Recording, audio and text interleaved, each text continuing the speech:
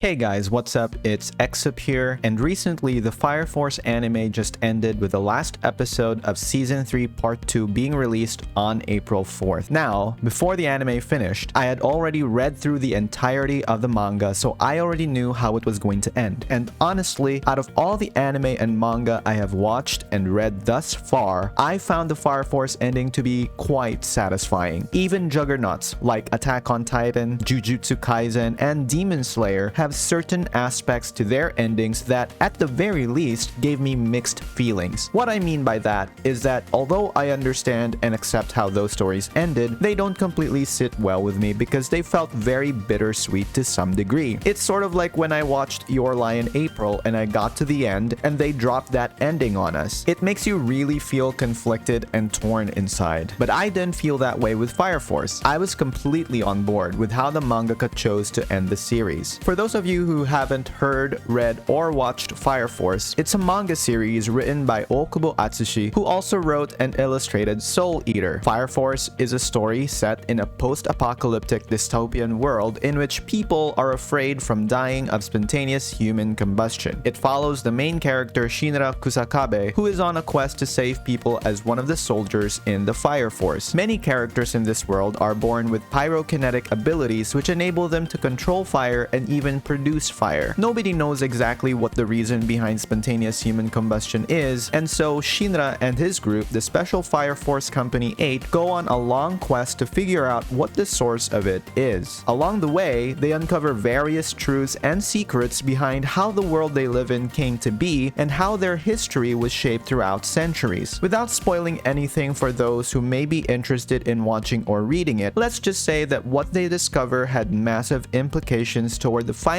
resolution of the story, and completely shifted the trajectory of the narrative from what we thought it was based on the first two acts of the show. Think of it as similar to how Eren and the gang widened their perspective because of the discoveries in the basement. That's how groundbreaking it was. Many of the exciting parts of the story, I think, were presented in the third and final season of the show, but the build-up toward that was more or less decent enough to keep one hooked to the story. What I really liked about how everything unfolded was how meta it was, so to speak. I can't stress enough how much the lore drop impacted the way I viewed and enjoyed both the anime and manga. What I thought was just another post-apocalyptic drama became a discourse on being, history, consciousness, values, worldviews, the human condition, and philosophical, literary, ontological, epistemological, and metaphysical concepts in animated form. Just to give you a taste of what it was that made me so captivated by the story, it essentially brought together a lot of myths, legends, folktales, and religious stories into one, albeit under the backdrop of a more naturalist and materialist context. I'm surprised it talked about things like the virgin birth, the collective unconscious, angels, demons, saviors, doppelgangers, the end of the world as it becomes engulfed in flames, as well as rebirth, resurrection, and a new kind of creation. The show wasn't shy in presenting religious ideas, as religion was a foremost element in this world, but to find out that the extent of religion's influence in this show was at the scale that it was, I was blown away. It was quite explicit in many ways regarding how religion played a major role in the characters and the world itself. I just can't fathom how much of the narrative actually revolved around religious concepts. Honestly, when I first watched this show, I just thought that this was a cool anime about firebenders that's not Avatar. It was grungy and edgy, even the music for the openings and endings were very intense and fiery. So it was a pleasant surprise that toward the end, the story became so self-aware that it broke its own plot. Or maybe a better way of saying it is it expanded its own horizons in storytelling. So that's about it for my thoughts on Fire Force.